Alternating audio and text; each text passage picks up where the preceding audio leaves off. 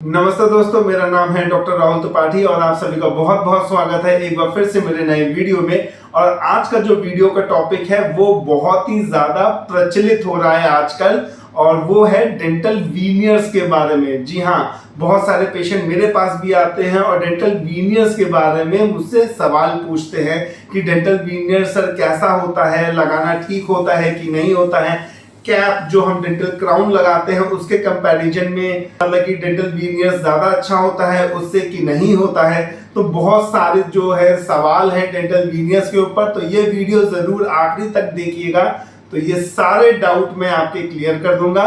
तो वीडियो को शुरू करने से पहले लाइक करना, शेयर करना, चैनल को सब्सक्राइब करना ना भूलिएगा।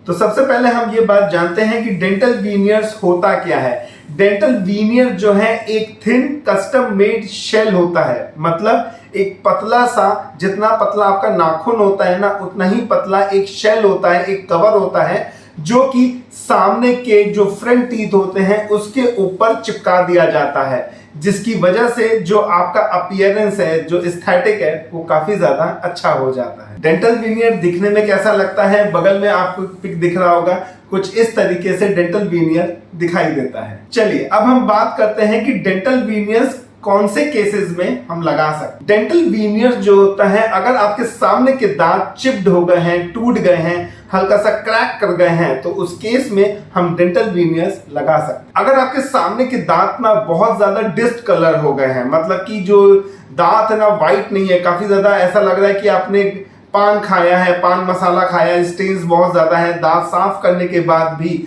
काफी ज्यादा उसमें ऑरेंज टाइप का कलर आ गया है दांत के ऊपर, आपको अच्छा नहीं लग रहा है, तो उस केस में हम डेंटल वीनियर्स लगा सकते। अगर आपके सामने के दांतों में काफी ज्यादा स्पेसिंग है, दो दांतों के बीच में स्पेसिंग है, या सामने के जो 3-4 दांत हैं उसमें स्पेसिंग है, तो उस केस में हम डेंटल वीनियर्स लगाते हैं। अगर एवरेज दांत के कंपैरिजन में आपका दांत छोटा है तो उस केस में भी हम डेंटल वीनियर्स लगाते हैं, जिससे कि आपका दांत का जो साइज है वो थोड़ा सा बड़ा हो जाए और देखने में थोड़ा अच्छा लगे। अगर आपके दांत जो है अनइवन है, उसका शेप जो है ठीक नहीं है, काफी ज्यादा पॉइंटेड है या अनइवन है, तो उस केस में हम डेंटल वीनियर लगा सकते हैं। अब हम बात करते हैं कि डेंटल वीनियर किस केस में नहीं लगा सकते। अगर आपको रात में सोते समय दांत घिसने की आदत है या दांत को किटकिटाने की आदत है, तो मतलब कि आपको ब्रक्सिज्म की प्रॉब्लम है, तो उस केस में हम डेंटल वीनियर्स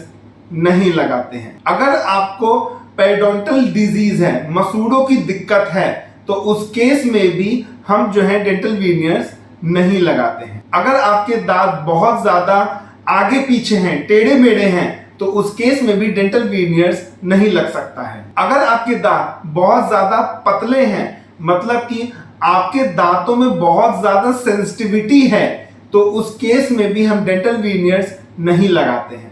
अब हम बात करते हैं कि डेंटल वीनियर्स कितने तरीके के होते हैं। डेंटल वीनियर्स जो है वो 2 तरीके के होते हैं। पहला होता है पोर्सिलीन वीनियर, दूसरा होता है रेजिन बेस्ड कंपोजिट वीनियर। अगर हम दोनों का कंपैरिजन करें, मतलब कि पोर्सिलीन वीनियर और रेजिन बेस्ड कंपोजिट वीनियर के बीच में अगर कंपैरिजन करें कौन सस्ता है और कौन महंगा है, तो पोर्सिलीन वीनियर जो है ज्यादा एक्सपेंसिव होता है। अगर हम क्राउन प्रिपरेशन की बात करें तो पोर्सिलीन वीनियर में हमें क्राउन प्रिपरेशन एनामिल को थोड़ा सा घिसना पड़ता है, लेकिन कंपोजिट जो वीनियर होता है, जो रेजिन बेस्ड कंपोजिट वीनियर होता है, उसमें हमें दांत को घिसना भी पड़ सकता है और कभी कभी कुछ केसेस में घिसने की जरूरत भी नहीं पड़ती। अगर हम अपॉइंटमेंट की बात करें, कितनी बार हमें डेंटिस्ट के पास आना पड़ेगा, तो पोर्सिलीन वीनियर्स में कम से कम 2 से 3 अपॉइंटमेंट लगते हैं, और रेजिन बेस्ड कंपोजिट वीनियर्स में सिर्फ एक ही बार में,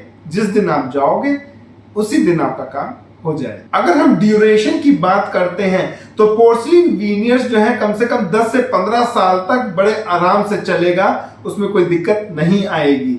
अगर हम रेजिन बेस्ड कंपोजिट वीनियर्स की बात करते हैं तो 5 साल, मैक्सिमम 5 इयर्स बहुत होता है, उससे ज्यादा बहुत कम चांसेस हैं कि वो चले। क्या दोनों में स्टेन्स, गंदा किस में ज्यादा होता है और किस में कम होता है? पोर्सलिन वीनियर्स में जो स्टेन्स की प्रॉब्लम है वो नहीं आती है। आप कुछ भी खाएंगे ज्यादा गंदा नहीं होगा। लेकिन अगर हम कंपोजिट वीनियर्स की बात करते हैं तो जी हाँ, इसमें स्टेन्स की प्रॉब्लम होती है, इसलिए इसका ड्यूरेशन कम है। पोर्सलिन वीनियर टूटने के चांसेस बहुत ज्यादा कम होते हैं, लेकिन रेजिन बेस्ड कंपोजिट वीनियर्स के टूटने के चांसेस बहुत ज्यादा होते हैं। टूटने किससे मतलब होता है कि अगर आपकी हैबिट जो है पान मसाला गुटखा खाने की है, तो मेरे कहने का मतलब है आप वीनियर लगाइए ही नहीं। अगर आपको ये खाना है ना, तो आपको वीनियर आपके लिए है नहीं। वीनियर अच्छा है कि क्राउन अच्छा है?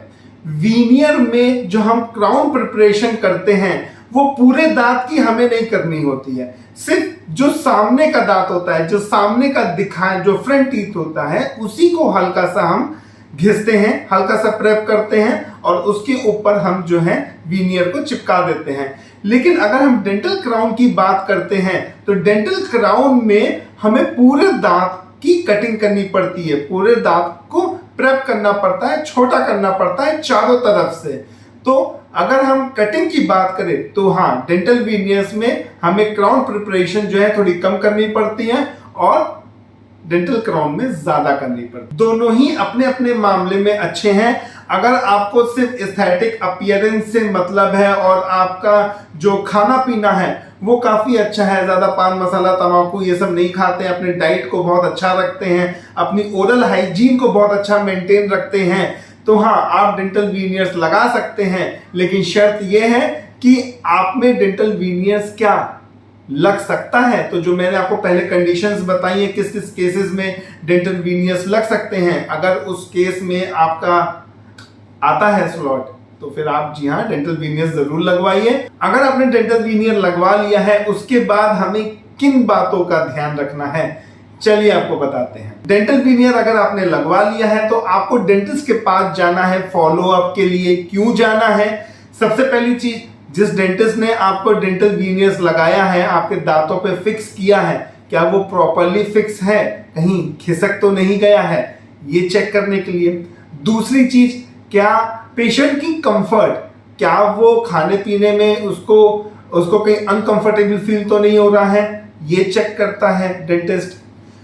अब आपको क्या ध्यान रखना है? सबसे पहली चीज, ओरल हाइजीन को अच्छा रखना है। अगर आपका ओरल हाइजीन अच्छा नहीं है, बहुत ज्यादा मुंह गंदा हो जाता है, प्लाक मतलब कि जम जाता है, दांतों में पपड़ी जम जाती है, तो डेंटल वीनियर्स फेल हो जाएगा, वो जो चिपका है ना वो बाहर निकल आएगा।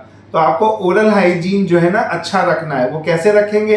2 बार ब्रश करके, फ्लॉस यूज करके और माउथ वॉश यूज कर। अगर आपने डेंटल वीनियर लगवाया है ना, तो सामने से आप कोई चीज काट नहीं सकते, मतलब कि एप्पल हो गया, अमरूद हो गया, या कोई हार्ड ऑब्जेक्ट हो गया जैसे बर्फ हो गया, यहाँ तक कि नाखून, जो नाखून चबाने की आदत होती है ना, तो आप डेंटल वीनियर में इसे नहीं कर सकते हैं।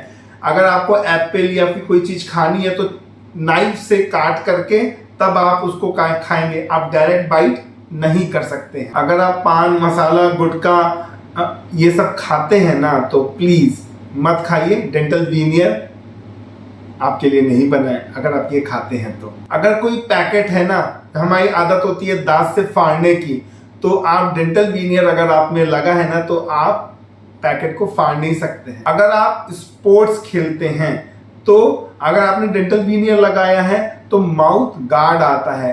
जब भी आप खेलने जाए, चाहे आप क्रिकेट खेल रहे हैं, हॉकी खेल रहे हैं, वो कुछ भी कर रहे हैं, तो माउथ गार्ड पहन के खेलिए। होप सो आपको ये वीडियो अच्छा लगा हो। अगर आपने यहां तक वीडियो देख लिया है तो प्लीज लाइक कर दीजिए, शेयर कर दीजिए और साथ ही साथ चैनल को सब्सक्राइब कर दीजिए। फेसबुक और इंस्टाग्राम पे मुझे फॉलो कर लीजिए, नीचे मैंने लिंक दे दिया है। हैव अ मस्ती, have a blast, always keep smiling with friends and family. और आपसे मिलूंगा एक अनदर वीडियो में, तब तक की बाय बाय, जय हिंद।